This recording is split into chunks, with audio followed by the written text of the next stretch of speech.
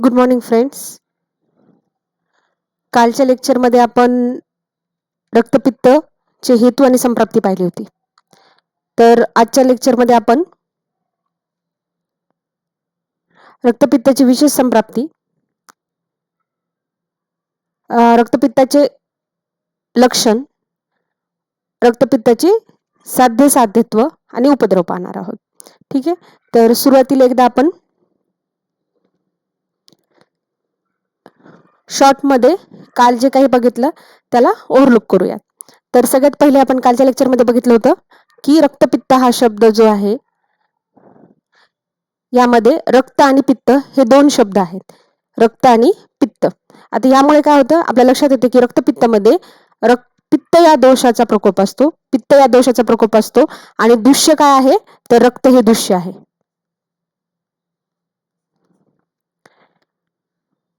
त्यानंतर आपण संदर्भ पाहिले होते की चरक निदान स्थान 2, चरक चिकित्सा 4.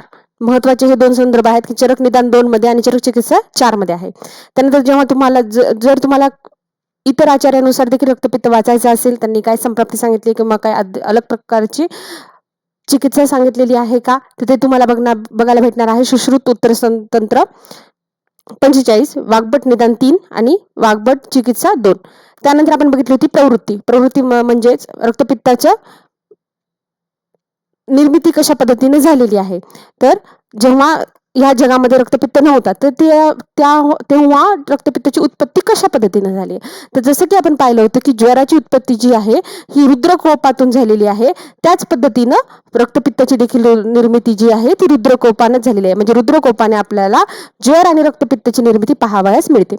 त्यानंतर महत्व सांगितलं होतं आपण की हा महागद आहे, महावेगवान व्याधी आहे आणि याचा वेग इतका फास्ट आहे की हा अग्निप्रमाणे शीघ्र आहे.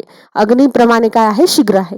त्यानंतर आपण पाहिलं होतं की स्थान, आपण पाहिलं होतं की रक्तपित्त याच्या नावामध्ये दिसत आहे की दुष्य काय आहे, रक्त आहे. तर स्थान काय आहे, रक्ताचे स्थान आहेत आणि हेतू काय आहेत, पित्त प्रकोपक हेतू आहेत. तर स्थान कोणतं आहे, प्लीहा, यकृत आणि रक्तवाही वाहिन्या. त्यानंतर आपण व्याख्या पाहिली होती की व्याख्येमध्ये काय सांगितलं की रक्तपित्त हा शब्द कसा बनलेला आहे. व्याख्यामध्ये काय आलेलं आहे की रक्तपित्त हा शब्द कसा बनलेला आहे. तर आपण पाहिलं होतं की संयोगात दूषणात तत्तू, म्हणजेच पित्त हे रक्ताशी संयोग पावते. पित्त हे रक्ताशी संयोग पावते. दूषणात तत्तू म्हणजे पित्त हे रक्ताला दूषित करते. म्हणजे कोणत्या दोन गोष्टी आहेत, पित्त हे रक्तामध्ये संयोग पावते, पित्त हे रक्ताला दूषित करते आणि त्या दोघांचा समान योनी असल्या कारणाने म्हणजेच समान गंध आणि वर्ण असल्या कारणाने काय होतं, रक्त हे प्रमाणता वाढतं आणि पित्त हे रक्ताप्रमाणेच आहे असं वाटायला लागतं. रक्तस्य पित्तम आख्यातम रक्तपित्तम मनीषभी, म्हणजे यालाच काय म्हणतात, रक्तपित्त असे म्हणतात. ही आपण त्याची व्याख्या पाहिली होती. त्यानंतर हेतूमध्ये आपण बघितलं होतं की जे काही पित्त प्रकोपक हेतू आहेत हे सर्व रक्तपित्ताचे आपण हेतू म्हणून लिहू शकतो.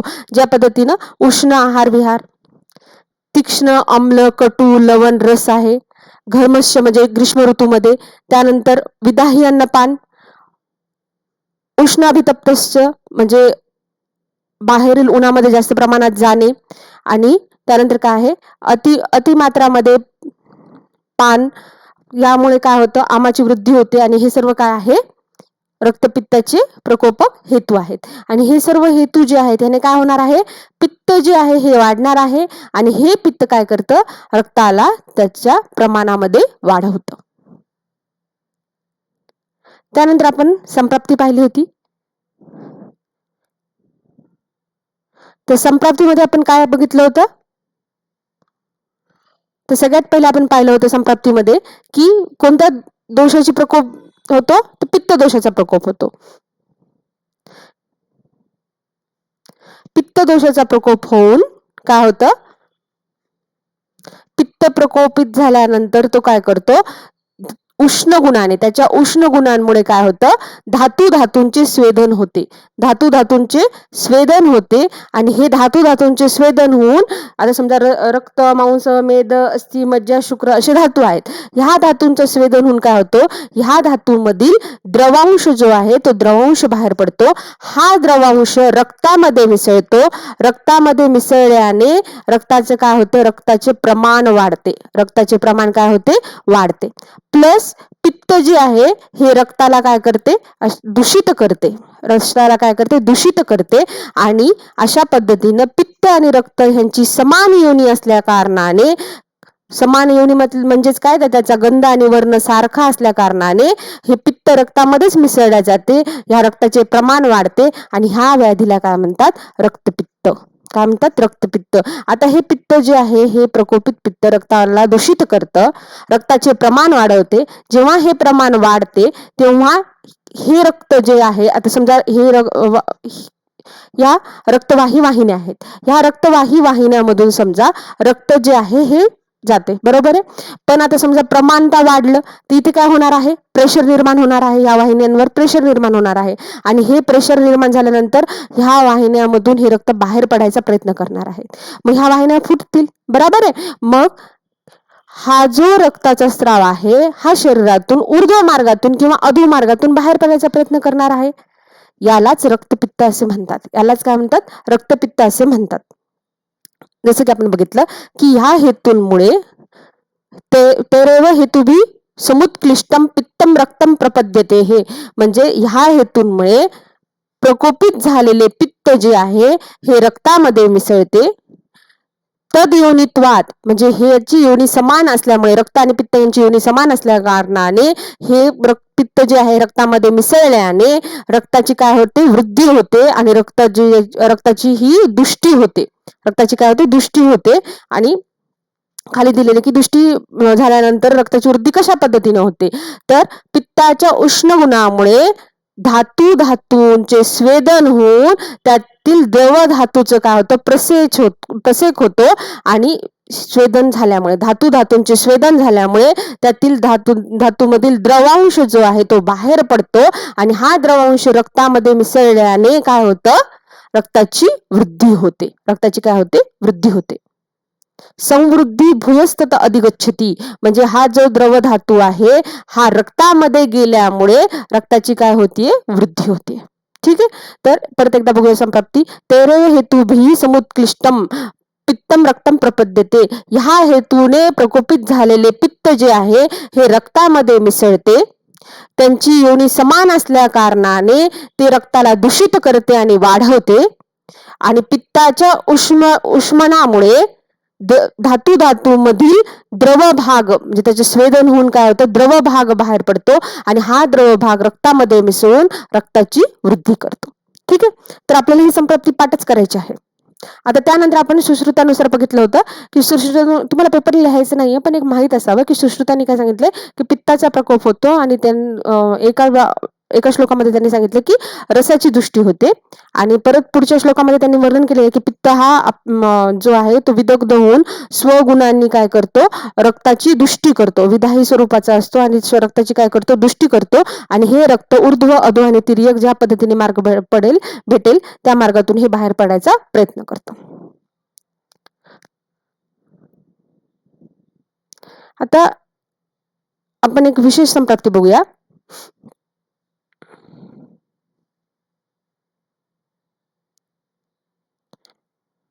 विशेष संप्राप्तीमध्ये आपण आता ही जी संप्राप्ती बघितली ह्यामध्ये काय बघितलं आपण की रक्ताची जे प्रमाणता वृद्धी होते आणि रक्त जे आहे हे बाहेर पडायचा प्रयत्न करतं. आता बाहेर पडत असताना बघा मार्ग कसे आहेत की एक तर ते ऊर्ध्व मार्गाने बाहेर पडेल किंवा अधो मार्गाने बाहेर पडेल. ऊर्ध्व मार्ग म्हणजे काय, ते ऊर्ध्व ठिकाणी जे काही काय म्हणतात त्याला मुख आदी जे काही स्त्रोतस आहे, बहिर्मार्गी स्त्रोतस आहे, त्या बहिर्मार्गी स्त्रोतसातून ते बाहेर पडणार. मुख झालं, नासा झाले, कर्ण झाले. अधो मार्गामधून काय आहे, तर मूत्रमार्ग आहे, गुदमार्ग आहे. तर ह्या मार्गामधून काय होणार आहे, हे रक्त जे आहे बाहेर पडायचा प्रयत्न करणार आहे. तर अशा पद्धतीनं जर ऊर्ध्व आणि अधो मार्ग मधून त्यांना जर मार्ग बाहेर पडता आला तर ते ऊर्ध्व किंवा अधो मार्गातून बाहेर पडतात. किंवा मग ह्या वाहिन्या फुटून तिर्यक वाहिनीनं, तिर्यक म्हणजे काय, तर जे काही स्वेदवह स्रोतस आहे त्या स्वेदवह स्रोतसातून बाहेर पडण्याचा प्रयत्न करतात. तर प्रामुख्याने दोन जर मार्ग बघितले तर कोणते आहेत, ऊर्ध्व आणि अधो मार्ग आहेत. ऊर्ध्व आणि अधो मार्ग आहे.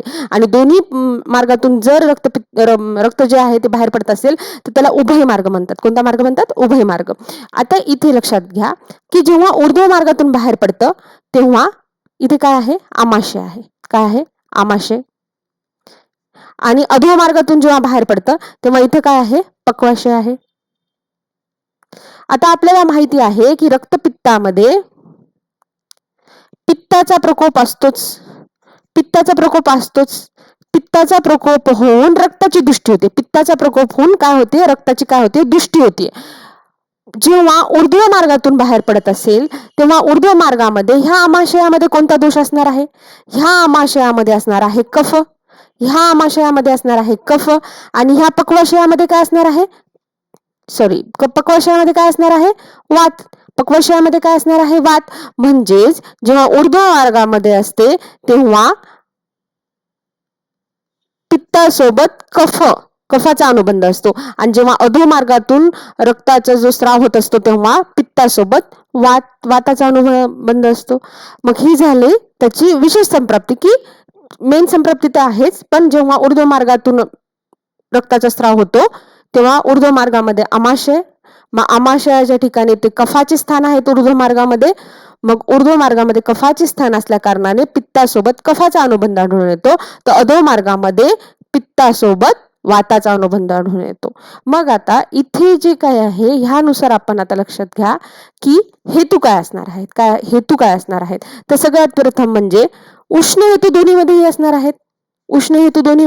आहेत. कारण पित्ताचा प्रकोप दोन्हीमध्ये आहे. पित्ताच्या प्रकोपाशिवाय रक्तपित्त होणार आहे का? नाही. तर उष्ण हेतू दोन्हीमध्ये पण आहे. प्लस आता येथे कफाचा आहे तो उष्णासोबत इथे कोणते आहेत हेतू? स्निग्ध हेतू आहेत. आणि इथे वाताचा प्रकोप आहे तर इथे उष्णसोबत कोणते हेतू आहेत? वृक्ष हेतू आहेत. त्यामुळे जेव्हा उष्ण आणि स्निग्ध हेतू असतील तेव्हा पित्त जे आहे हे ऊर्ध्व मार्गातून बाहेर पडते. आणि जेव्हा उष्ण आणि वृक्ष हेतू असतात तेव्हा पित्त जे आहे ते प्रायः अधो मार्गातून बाहेर पडते. समजलं? म्हणजे ऊर्ध्व रक्तपित्ताचे हेतू जे आहेत हे उष्ण आणि स्निग्ध, आणि अधो मार्गाचे जे हेतू आहेत अधो रक्तपित्ताचे ते आहेत उष्ण आणि वृक्ष. ते आपल्याला चिकित्सा करताना देखील ह्या गोष्टी बघाव्या लागतात की आता इथे हेतू आहे तर ह्या हेतूंचं काय करायचं? निदान परिवर्जन करायचं. आता इथे उष्ण आणि स्निग्ध आहे तर आपल्याला इथे शीत आणि वृक्ष चिकित्सा करता येते. इथे उष्ण आणि वृक्ष आहे इथे शीत आणि स्निग्ध चिकित्सा करता येते. अशा पद्धतीने आपण चिकित्सा करताना आपण त्याचा विचार करावा लागतो.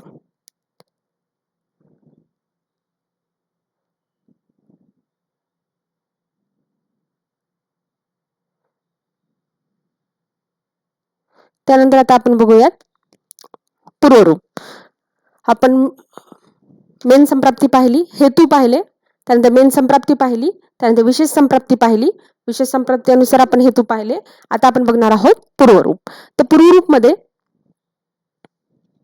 हे जे पूर्वरूप आहेत हे निदान स्थानामध्ये वर्णन आहे. तरी पण आपण एकदा शॉर्ट मध्ये आपण वाचून घेऊयात.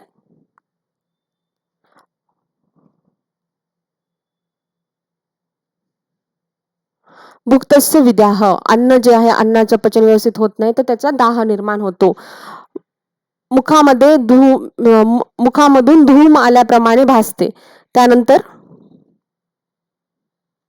शुक्त आम्लगंध रसह उद्गारह, म्हणजे आंबट वासाचे काय होतात? उद्गार निर्माण होतात. आंबट वासाचे आणि आंबट रस, मुखाला आम्ल रस आहे असा वाटावा असे उद्गार निर्माण होतात. लोह लोहित मत्स्य आमगंध, उद्गार अशा पद्धतीचे उद्गार निर्माण होतात. आणि गंध कसा येतो? तर लोह लोहित मत्स्य आमगंध होतो. त्यानंतर लोहित नील पीत रूपानाम स्वप्न, स्वप्न जे आहेत हे लाल, निळे, पिवळे अशा रंगांचे स्वप्न पडायला लागतात. आणि छर्दी निर्माण होते. आणि जी काही छर्दी आहे ही छर्दी आल्यानंतर हे छर्दी जे आहे याचे बिभत्स रूप पाहायला भेटते. म्हणजे छर्दी देखील ही अशाच पद्धतीची रंगीत प्रमाणे दिसत असणार आहे आणि त्यामुळे त्याचे काय आहे? बिभत्स रूप पाहायला मिळते. तर आपण पाहिलं की खाल्लेल्या अन्नाचा विदाह होतो, मुखामधून धूम आल्यासारखे वाटते, आणि उद्गार जे आहे त्याचा आम्लगंध रस उद्गाराचा असतो. त्यानंतर शरीराचा गंध जो आहे लोहित मत्स्य आमगंध असतो. आणि लाल, निळे, पिवळे अशा पद्धतीचे स्वप्न पडायला लागतात आणि छर्दी निर्माण होते. आणि ही छर्दी देखील जी आहे ही बिभत्स स्वरूपाची बाहेर पडते. ठीक आहे. त्यानंतर सुश्रुतांचे पूर्वरूप सांगितलेले आहेत की शीतकामित्व, कंठ धुमायान, म्हणजे थंड पदार्थ खाण्याचं, अंग दुखणे, थंड पदार्थ खाण्याची इच्छा होणे, कंठामधून धूम बाहेर पडण्याप्रमाणे वाटणे. इथे चरकाचार्यांनी पण मुखामधून धूम बाहेर पडण्याप्रमाणे वाटणे असं सांगितलेले आहे. छर्दी, लोहगंधी निश्वास, यांनी काय सांगितलं? लोहगंधी निश्वास असतो. ठीक आहे. तर हे पूर्वरूप जस्ट वाचून घ्यायची. हे तुमच्या चिकित्सा स्थानामध्ये नाही आहेत, निदान स्थानातून आपण घेतलेली आहेत. त्यानंतर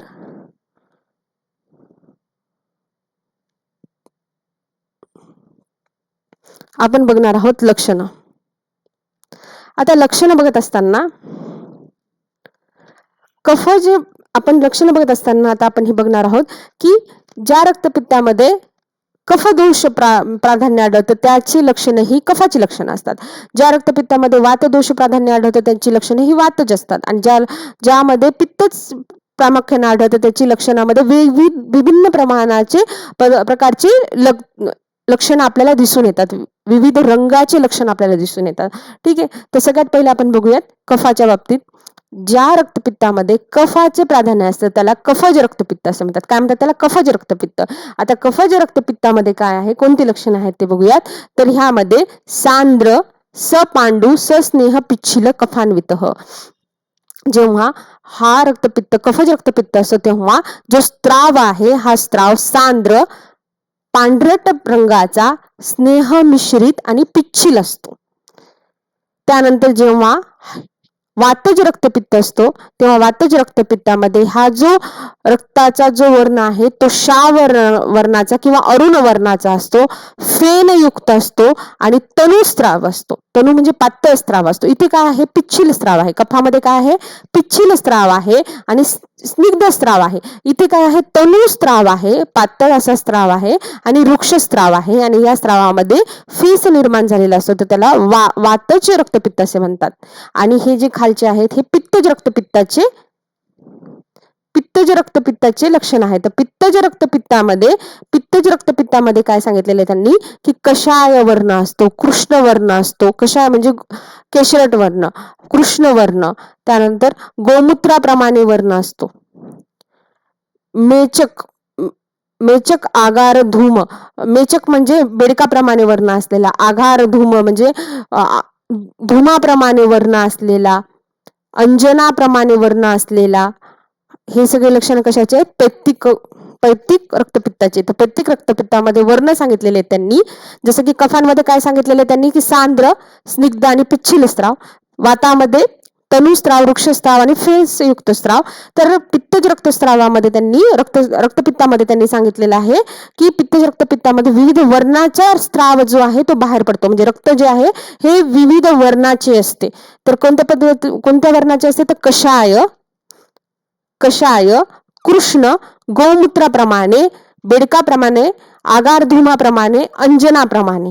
ठीक आहे. आणि सन्निपातिक रक्तपित्तामध्ये जे रक्त बाहेर पडते ते संसृष्ट लक्षण असणारे आहेत. म्हणजेच यांचे मिक्स लक्षण असणारे जर रक्तपित्त असेल तर त्याला सन्निपातिक रक्तपित्त असे म्हणतात.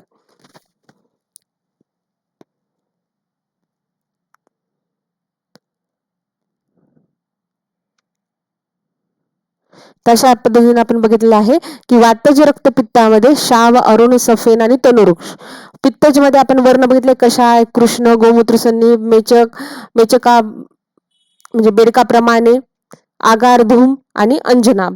आणि कफज मध्ये आपण पाहिले लक्षणं की सांद्र, पांडू, पांढरट आणि स्निग्ध आणि पिच्छिल असं रक्त बाहेर पडते.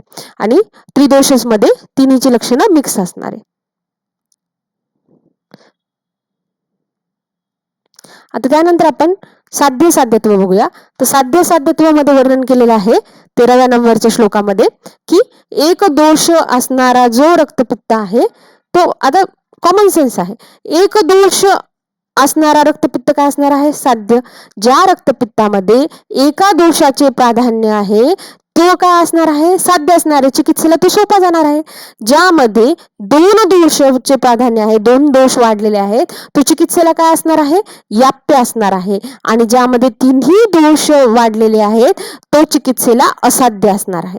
आणि ज्यामध्ये मंद अग्नी आहे आणि अतिशय वेगवान असे त्या रक्तपित्ताचे वेग येतात असा रक्तपित्त देखील काय आहे? असाध्य सांगितलेला आहे. त्यानंतर त्यांनी सांगितले की जो क्षीण देहामध्ये रक्तपित्त होतो तो क्षीण देहाचा रक्तपित्त देखील चिकित्सा करायला असाध्य आहे. आणि ज्यामध्ये रक्तपित्त वाढत आहे आणि तो रुग्ण जो आहे अनअश्नतश्चः म्हणजे तो रुग्ण जो आहे हा आहार घेत नाहीये आणि त्याची रक्तपित्ताची वृद्धी होतीये, असा रक्तपित्त देखील काय आहे, असाध्य आहे. तर काय काय बघितलं आपण की एक दोष अनुगम साध्य. आपल्याला माहिती की एक दोष असेल तर तो रक्तपित्त, एक दोषाचे प्राधान्य असेल तर तो रक्तपित्त साध्य आहे. दोन दोषांचे प्राधान्य असेल तर तो रक्तपित्त याप्य आहे. आणि त्रिदोषाचे प्राधान्य असेल, तिन्ही दोष वाढलेले असेल तर तो रक्तपित्त असाध्य आहे. आणि त्यानंतर आपल्याला असाध्य कोणते कोणते आहेत ते सांगितलेले आहे की मंदाग्नी असेल आणि अतिशय वेगवान म्हणजे अतिशय वेगवान असे रक्तपित्ताचे वेग असतील तर असा रक्तपित्त असाध्य आहे मंदाग्नी असणाऱ्या व्यक्तीचा. ज्याची क्षीण देह आहे अशा व्यक्तीचा रक्तपित्त असाध्य आहे. आणि ज्याच्या शरीरात रक्तपित्ताची वृद्धी होते म्हणजे रक्ताचा जो रक्त जे आहे हे ऊर्ध्व आणि अधो मार्गातून असे बाहेर पडत आहे, त्याची वृद्धी होत आहे, परंतु हा व्यक्ती जो आहे अनाश्नतश्चः म्हणजे आहाराचं सेवनच करत नाहीये, तर मग बल कुठून येणार? त्यामुळे हा देखील काय आहे, असाध्य आहे.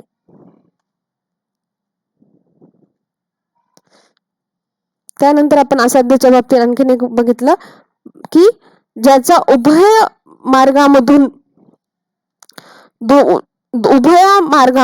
उभयाभ्याम म्हणजे दोन्ही मार्गांमधून मार्गाभ्याम अतिप्रवृत्ती ही अतिमात्रम प्रवर्तते हे म्हणजे ज्या रक्तपित्तामध्ये ऊर्ध्व आणि अधो दोन्ही मार्गातून रक्ताचा स्त्राव होत आहे आणि दोन्ही मार्गातून अतिमात्र प्रमाणामध्ये, अतिमात्र म्हणजे खूप जास्त प्रमाणामध्ये रक्त बाहेर पडत आहे, तर असं रक्तपित्त देखील चिकित्सा करायला असाध्य होणार आहे.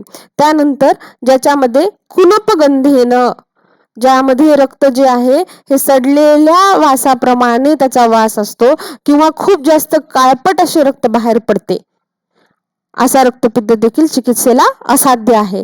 त्यानंतर ज्यामध्ये संसृष्टी दोष आहेत आणि कंठामध्ये कफ आणि वात आहे आणि ज्यामध्ये सर्व प्रकारचे उपद्रव दिसून येतात, असा रक्तपित्त देखील चिकित्सा करायला काय असणार आहे, कठीण असणार आहे. तर आपण सगळ्यात पहिले बघितलं की एक दोष असणारा रक्तपित्त साध्य,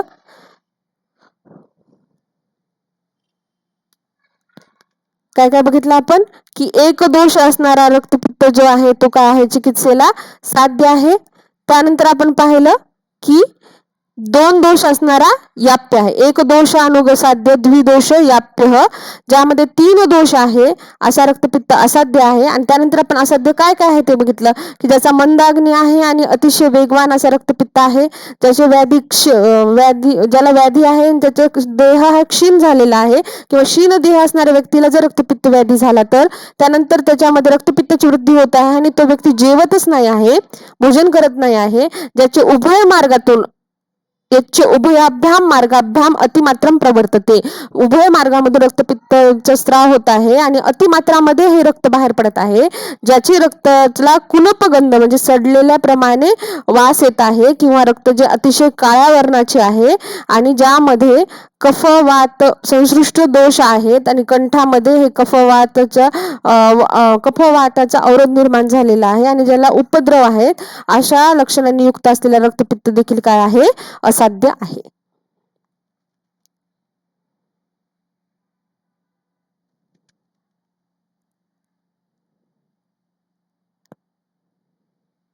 त्यानंतर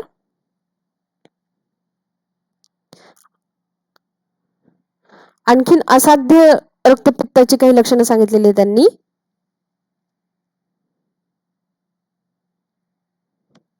ज्याच्यामध्ये हरिद्र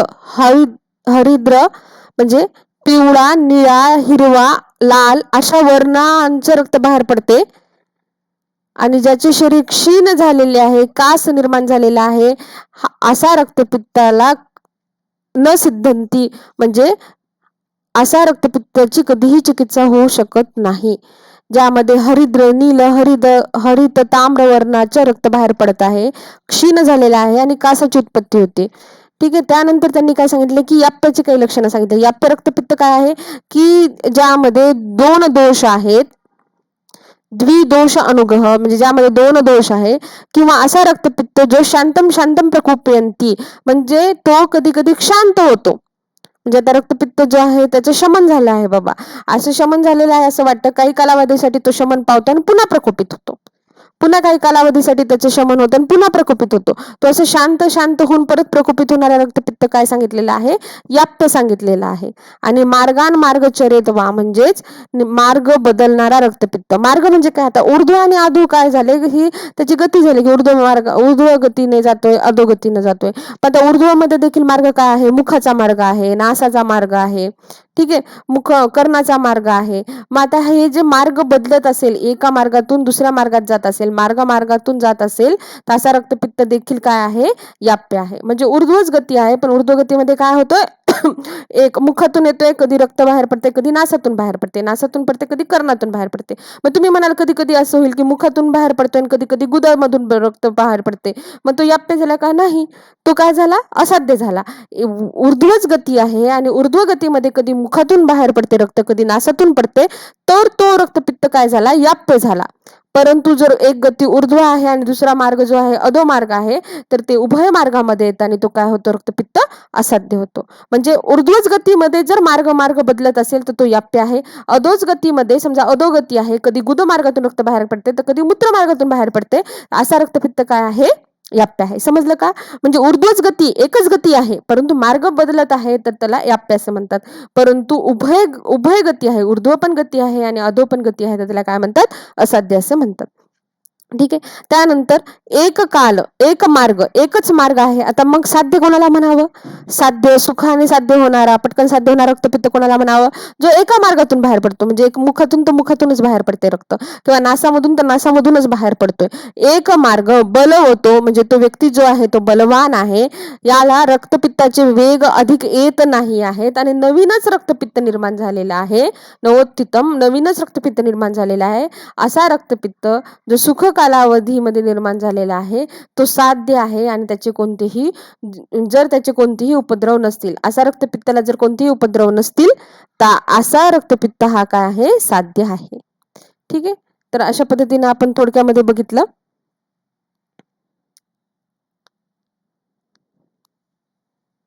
इथे एक टेबल करून दिलेला आहे. जर तुम्हाला वरचं लक्षात ठेवायला अवघड जात असेल तर ह्या टेबल मधून तुम्हाला लक्षात ठेवायला सोपं जाणार आहे. की टेबल मध्ये काय सांगितलेलं आहे त्यांनी? एक दोषच काय आहे? साध्य आहे. द्विदोषज याप्य आहे. त्रिदोषज असाध्य आहे. त्यानंतर आपण निदानस्थानामध्येच वाचलेले आहे सेकंड इयरला तुम्ही, की ऊर्ध्वक जो आहे तो साध्य आहे आणि अधोक जो आहे तो याप्य आहे.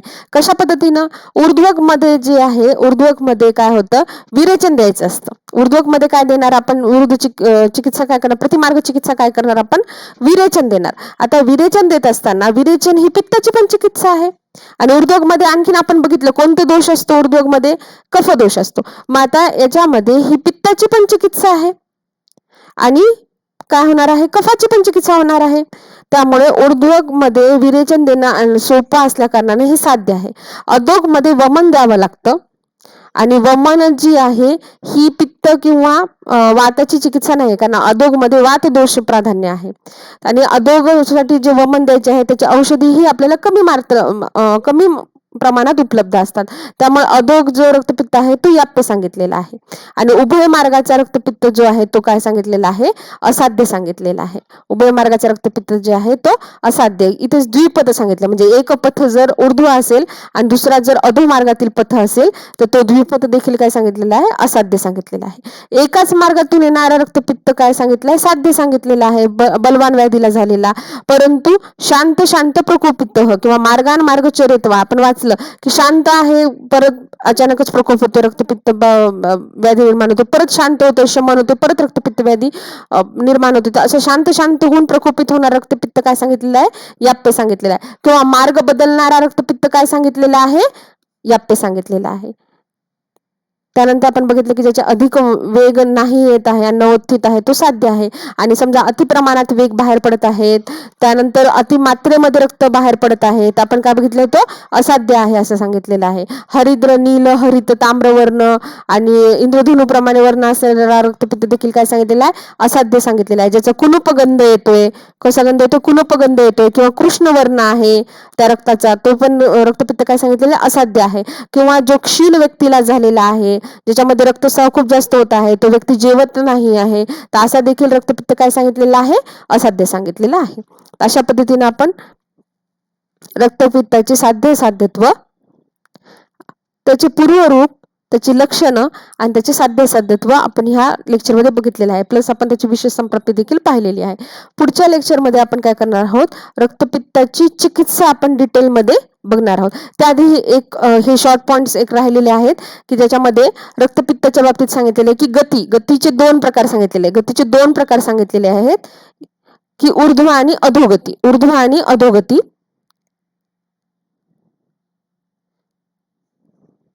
हे बघा, गती त्यांनी सांगितले, गती ऊर्ध्वम अधश्च, म्हणजे दोन गती सांगितले आहेत, ऊर्ध्व आणि अध. ऊर्ध्व मध्ये सप्तवित द्वारा हा द्विद्वारा तू अधः गतीही, म्हणजे ऊर्ध्वचे जे काही द्वार आहेत, ऊर्ध्वचे द्वार त्यांनी सांगितलेले आहेत. ऊर्ध्व गतीमध्ये त्यांनी 7 द्वार सांगितलेले आहेत, 7 मार्ग सांगितलेले आहेत. आणि अधोमध्ये त्यांनी 2 मार्ग सांगितले आहेत. म्हणून मार्ग जे आहेत ते 9 आहेत. सप्तशिरसी म्हणजे शिरामध्ये, म्हणजे 2 डोळे, 2 कान, नाक, मुख, हे जे काय आहे हे काय झाले, त्याचे मार्ग झाले आहेत. हे 1 2 3 4 5 6 आणि 7.